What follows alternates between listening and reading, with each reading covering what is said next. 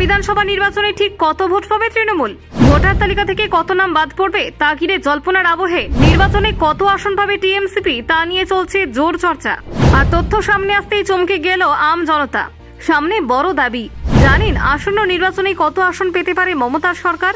এই সংখ্যক আসন পেয়ে কি আদৌ তৃণমূল সরকার গঠন করতে পারবে? দেখুন, চাঞ্চল্যকর তথ্য উঠে এলো। বিহারে ভোটার তালিকা সংশোধনের বিশেষ প্রক্রিয়া অর্থাৎ স্পেশাল ইন্টেনসিভ রিভিশন শেষ হওয়ার পর নতুন করে রাজনৈতিক বিতর্ক শুরু হয়েছে। দাবি করা হচ্ছে এই প্রক্রিয়ার ফলে প্রায় 60 লক্ষ ভোটারের নাম তালিকা থেকে বাদ গেছে। এর জেরে রাজনৈতিক মহলে তোলপাড় শুরু হয়েছে, বিশেষত পশ্চিমবঙ্গে, যেখানে এখন এসআইআর বা ভোটার তালিকা সংশোধনের পালা।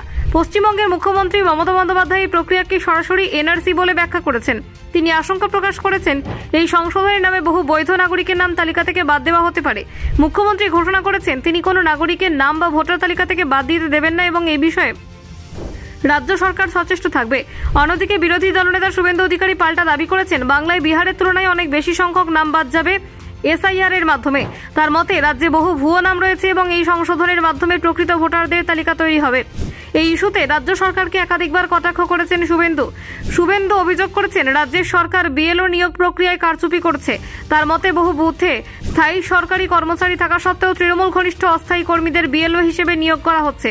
তিনি এই বিষয়ে নির্বাচন কমিশনের হস্তক্ষেপ চেয়েছেন এবং কড়া পদক্ষেপের দাবি তুলেছেন। শুভেন্দু আরও অভিযোগ করেছেন বিভিন্ন ব্লকে বিডিও এবং এসডিওরা তৃণমূল নেতাদের সঙ্গে বসে বিএলও ঠিক করছেন। এমনকি তিনি দাবি করেন পূর্বে চাকরি হারানো 26,000 কর্মীর মধ্যে থেকে অনেককেই এই প্রক্রিয়ায় নিয়োগ করা হয়েছে। এই নিয়োগ সম্পূর্ণ রাজনৈতিক উদ্দেশ্য প্রণোদিত বলেই তিনি মনে করেন। তার বক্তব্য অনুযায়ী বিএলও, এসডিও এবং ডিএম স্তরের অনেক আধিকারিক এখনো ভাবছেন আগের মতো সব ধামাচাপা পড়ে যাবে, কিন্তু বিজেপি এবার প্রতি মুহূর্তে নজরদারি চালাচ্ছে। শুভেন্দু বলেন, আমরা প্রতি ঘন্টার কাজ পর্যবেক্ষণ করছি এবং যে কোনো অনিয়ম হলে তার প্রমাণ তুলে ধরব। এই বিতর্কের মাঝে তৃণমূলের মুখপাত্র কুণাল ঘোষ পাল্টা প্রতিক্রিয়া দিয়েছেন।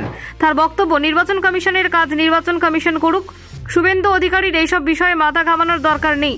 তিনি বলেন শুভেন্দু এখন রাজ্য জুড়ে ভয়ের বাতাবরণ তৈরি করার চেষ্টা করছেন।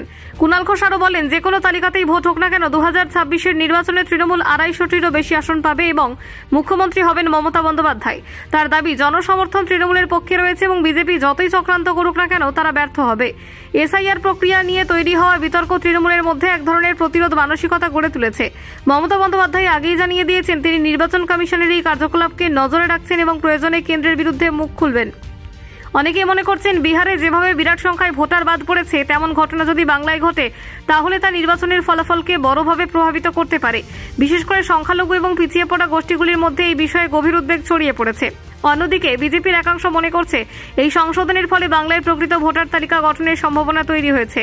তারা বারবার অভিযোগ করে এসেছে যে তৃণমূল সরকার দীর্ঘদিন ধরে অনুপ্রবেশকারীদের ভোটার তালিকায় ঠাঁই দিয়েছে এবং এদের বাদ দেওয়াই ন্যায্য। Bureau report, news prime Times.